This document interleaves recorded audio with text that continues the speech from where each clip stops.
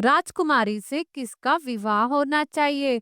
मगध देश में महाबल राजा का शासन था, जिसकी पुत्री महादेवी बहुत ही रूपवती और आदित्य थी।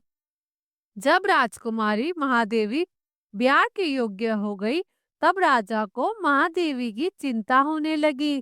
कई राजकुमार आए, लेकिन राजकुमारी महादेवी को कोई भी पसंद नहीं आया। महाबल ने सोचा, जो राजकुमार बहुत शक्तिशाली गुणवान होगा, वही राजकुमारी महादेवी से विवाह करेगा।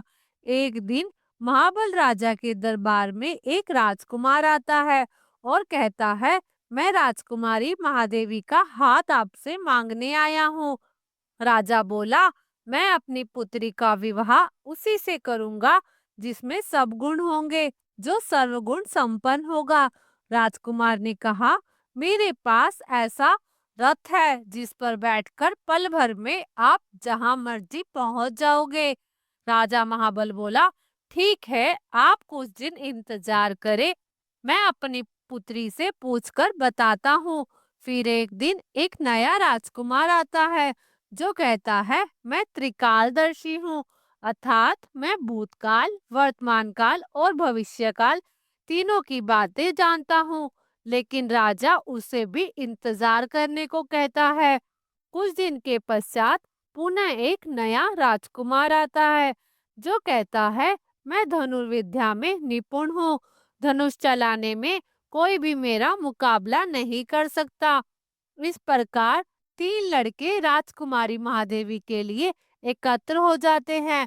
राजा महाबल सोचते हैं कि मेरी पुत्री एक है और राजकुमार तीन, और तीनों ही राजकुमार बहुत सुंदर भी हैं और गुणवान भी हैं। अब क्या किया जाए। तभी एक राक्षस राजकुमारी को उठाकर विंध्याचल पर्वत पर लेकर चला जाता है।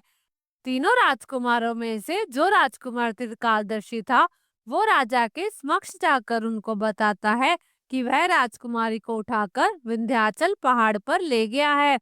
दूसरे राजकुमार ने कहा, आप मेरे रथ पर बैठो, कुछ पलों में ही हम विंध्याचल पर्वत पर पहुंच जाएंगे। तीसरा राजकुमार बोला, मैं शब्द भेदी बाण चलाना जानता हूँ और मेरे लिए राक्षस को मारना बहुत आसान है। वे सभी रथ पर बैठकर विंध्याचल पर्वत पहुंचे और राक्षस को मारकर राजकुमारी को सुरक्षित वापस ले आए। इतना कहकर बेताल बोला, हे राजन, आप न्यायप्रिय राजा विक्रमादित्य हैं, आप ही न्याय करो कि राजकुमारी से किसका विवाह होना चाहिए। राजा विक्रम ने कहा, जिसने राक्षस को खत्म किया उसी से राजकुमारी का विवाह होना चाहिए, क्योंकि असलता में वीर वही है। बाकी दो राजकुमारों ने तो राजकुमारी की मदद की है, एक ने ज्ञान से, दूसरे ने रथ से। इतना कहते ही बेताल पुनः पीपल के पेड़ पर जाकर उल्टा लटक गया और राजा विक्रम दोबारा से बेताल को लेकर निकल पड़े। और यहीं पर बेताल पचीसी की पांचवी कहानी समाप्त होती है। दोस्तों, कहानी अच्छी लगी तो वीडियो को लाइक करें और चैनल को सब्सक्राइब जरूर करें। जय जय श्री राधे।